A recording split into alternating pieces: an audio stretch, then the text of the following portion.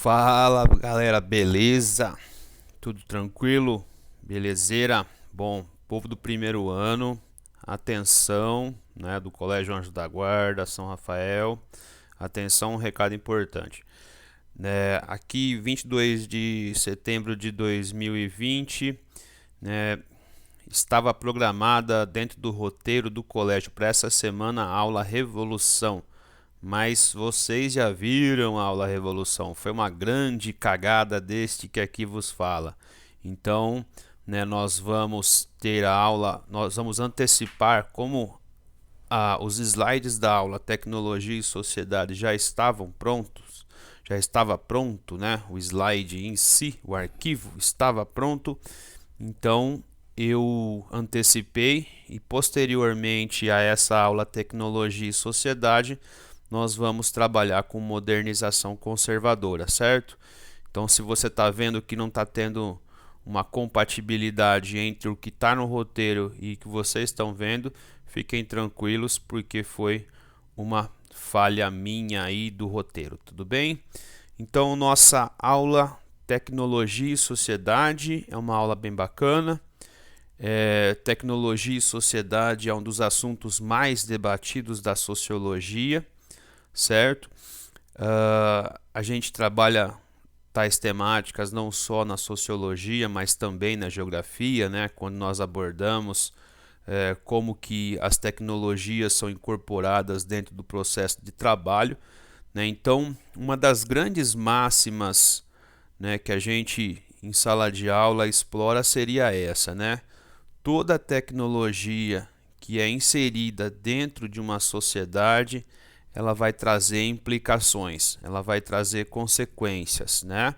Então, algumas tecnologias vão ter um impacto muito grande, outras vão ter impactos menores. Então, as tecnologias, elas possibilitam um sem número de coisas, né? Desde aspectos positivos que facilitam a nossa vida e, por outro lado, também ela vai apresentar os efeitos colaterais. Então, essa aula ela é bacana, ela é interessante por conta disso, né? A tecnologia ela sempre vai ter lá o lado positivo, o lado facilitador, né? Só que a tecnologia também ela vai abrir, né, para outras possibilidades, conforme nós veremos aqui ao longo da aula, tá certo? Então, essa primeira máxima, tomem nota do caderno, né? Toda a introdução de tecnologia na sociedade vai trazer implicações, né? Vai trazer saltos de qualidade, né? Vai trazer efeitos colaterais, ok? Nosso ponto de partida para começarmos para valer nossa aula né? A manutenção da vida social necessita da satisfação dos imperativos básicos para a sobrevivência. Então, o que é manutenção? É manter, certo? Então, para tudo na nossa vida, a gente necessita de alguns imperativos básicos. E aí, nós vamos necessitar, sobretudo, sobre maneira de tecnologia material, por um lado, e imaterial, por outro lado. Então, tecnologia material diz respeito a objetos, máquinas, aparelhos, né? Itens que vão ser inseridos dentro da nossa vida em sociedade. Por outro lado, nós também temos tecnologias imateriais. Então, material é tudo aquilo que a gente toca, aquilo que a gente vê, né? Enquanto que imaterial são as técnicas, né? Tem relação com aquilo que a gente não vê, com aquilo que é teoria, aquilo que é abstrato, né? E aí nós estamos falando de técnica, organização social, do trabalho, o saber fazer, que algumas pessoas usam a expressão em inglês know-how, né? E, obviamente, o pensamento científico. Então, temos o desdobramento da tecnologia nessas duas variantes aí, material e imaterial. Então, entendam que o desenvolvimento tecnológico da sociedade ou das sociedades depende sempre da interação de uma série de fatores, né? Então, para nós deixarmos a coisa bastante clara, né? O que propicia o desenvolvimento tecnológico, né? Seriam as necessidades que despontam no nosso dia a dia? Pode ser, né? Então, sempre as necessidades, elas vão ali dar a dica para que as sociedades desenvolvam certas coisas, certo? Então, né, vivemos no capitalismo em que mentes pensantes que desenvolvem tecnologias que vão ser, né, bem-vindas na sociedade vão ganhar muito com isso, né? Então, quais seriam esses fatores, né? Quais seriam, né, esse compêndio de coisas que vão gerar desenvolvimento tecnológico? Por um lado, né, a produtividade. Então, se nós temos um mercado em expansão, uma sociedade em consumo em expansão, né, logo tem-se como uma necessidade pensar em cada vez mais produtividade. Por outro lado, né, os recursos naturais.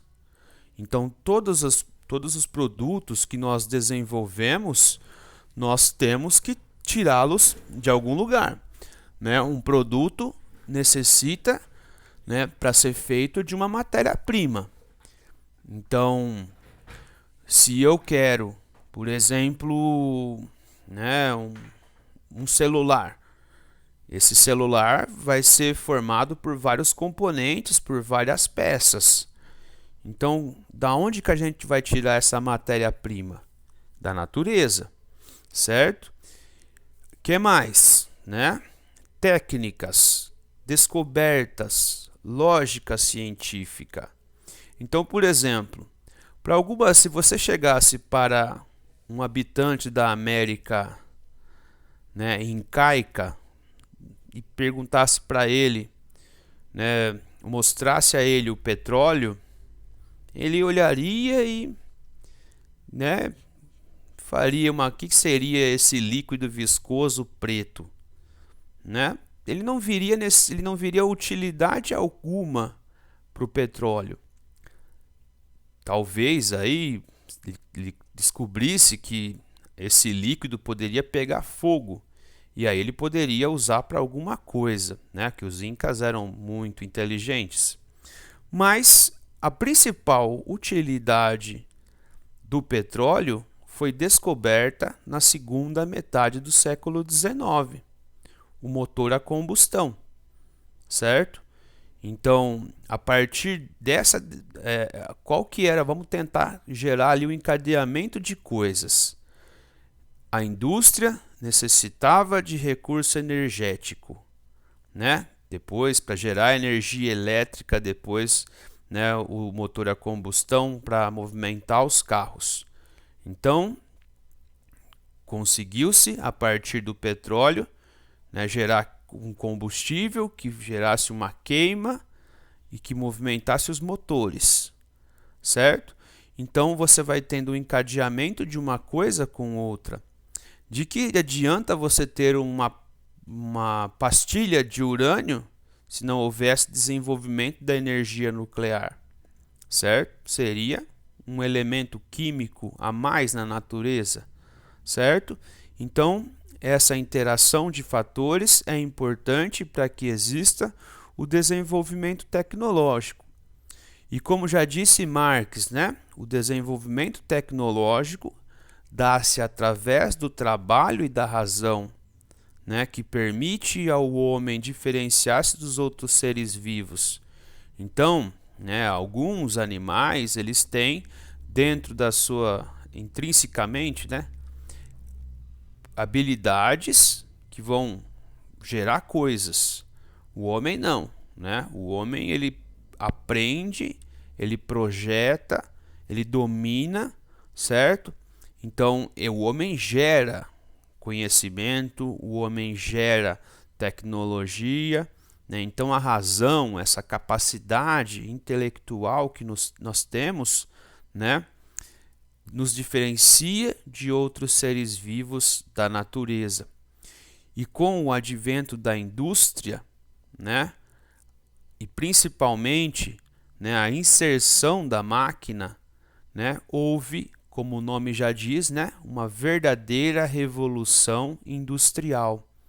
Indústria no sentido de produzir em larga escala.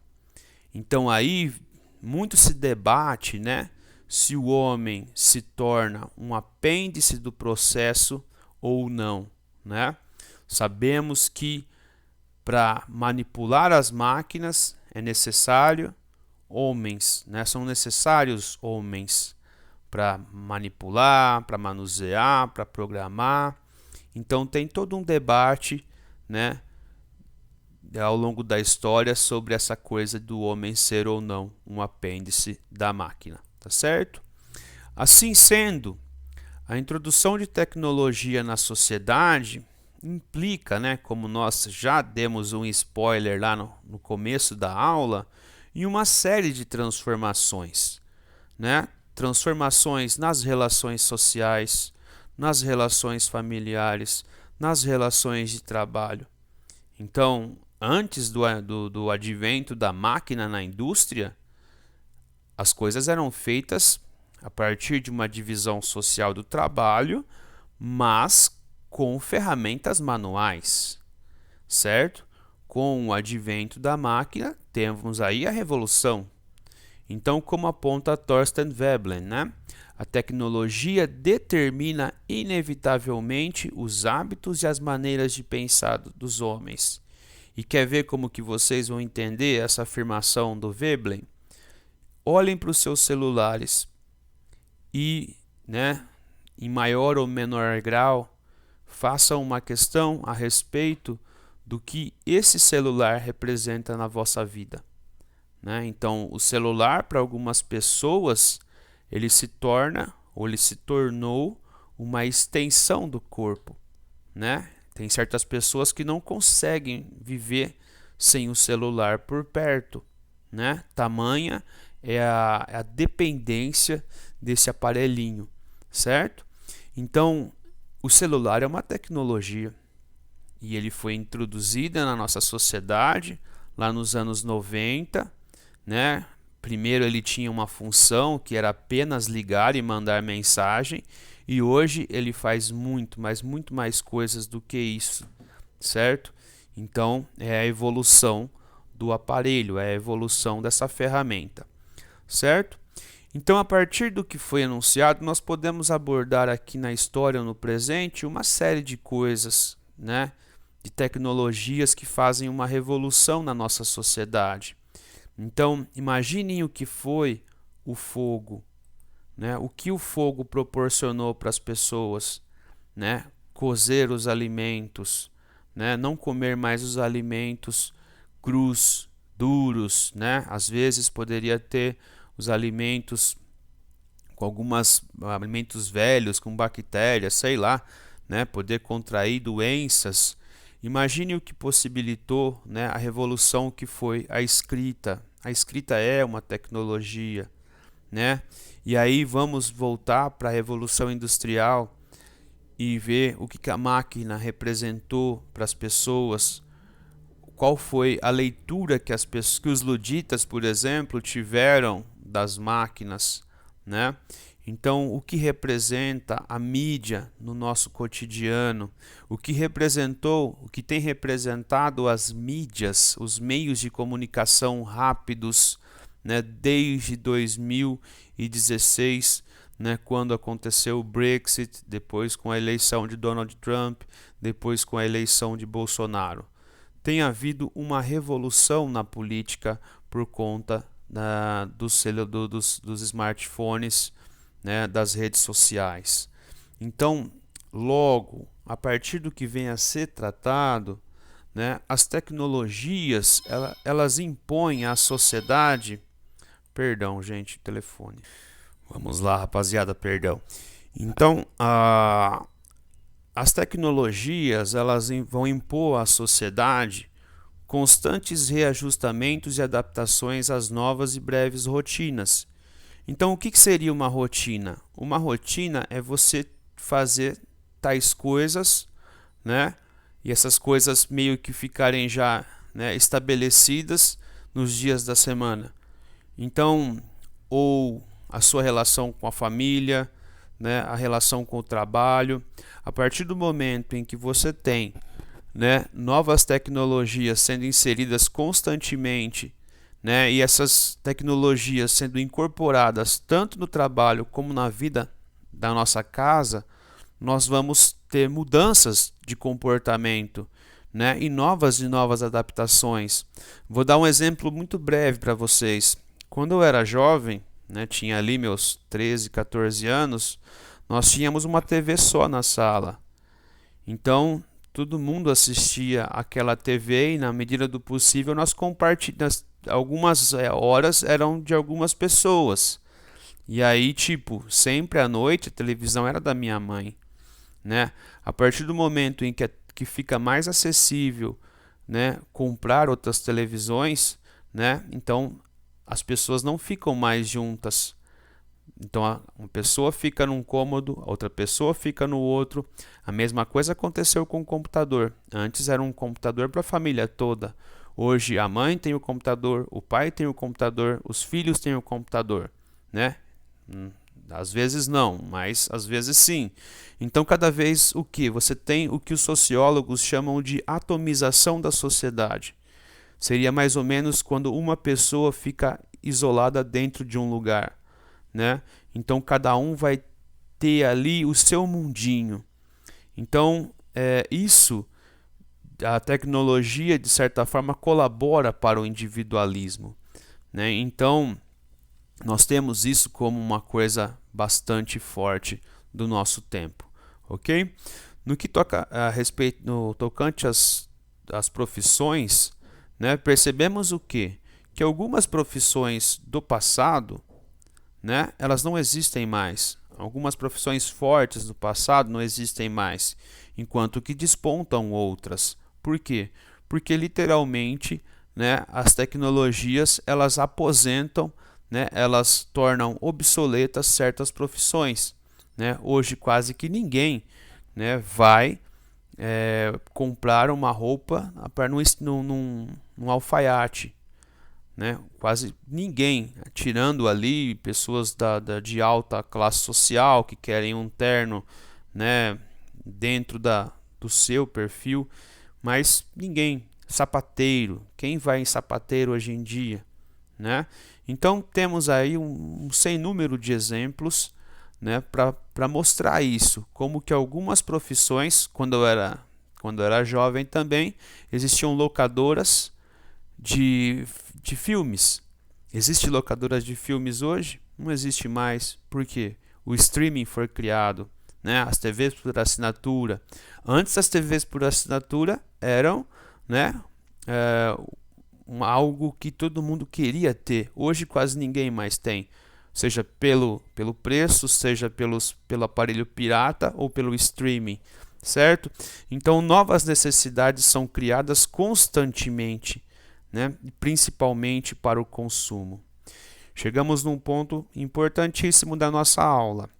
Então, além do capitalismo, outros fatores estimularam e estimulam o desenvolvimento tecnológico. Então, quais são?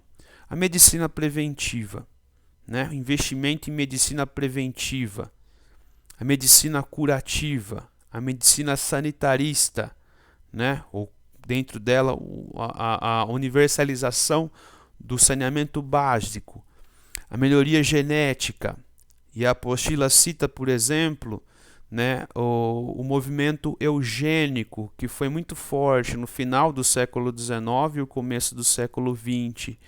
A eugenia seria uma pseudociência que queria criar pessoas, né, com alto nível, né, a partir de uma exclusão de pessoas inferiores, de pessoas com deficiência, né, pregava o não cruzamento entre raças diferentes, né? Então, como eu disse, é uma pseudociência, mas ela tinha o objetivo e a intenção de criar pessoas, né, com alto grau de desenvolvimento, né, a partir de certas estratégias, né, que seria a eugenia positiva e a eugenia negativa, né, eliminando os inferiores, né, os desvirtuados morais e impedindo o cruzamento de raças, tá certo? A guerra, como nós veremos no próximo slide, a guerra é um pivô para o desenvolvimento tecnológico. Muitas das coisas que nós usamos atualmente foram desenvolvidas, né, para a guerra. Então, a guerra sempre é, né, um fomentador de desenvolvimento. O aumento populacional. Então, pensem vocês, né, certos países como a Índia, os países do Sudeste Asiático, em que a fome é uma realidade difícil de atacar, de extinguir, né? O quanto se investe em biotecnologia para trazer aumento de produtividade, né? Sementes mais especiais, técnicas agronômicas, então para tentar atender a uma demanda cada vez mais crescente de alimento por parte de pessoas. Imagine o que foi, né, a inserção, o que representou a pílula anticoncepcional nos anos 60 e 70, né?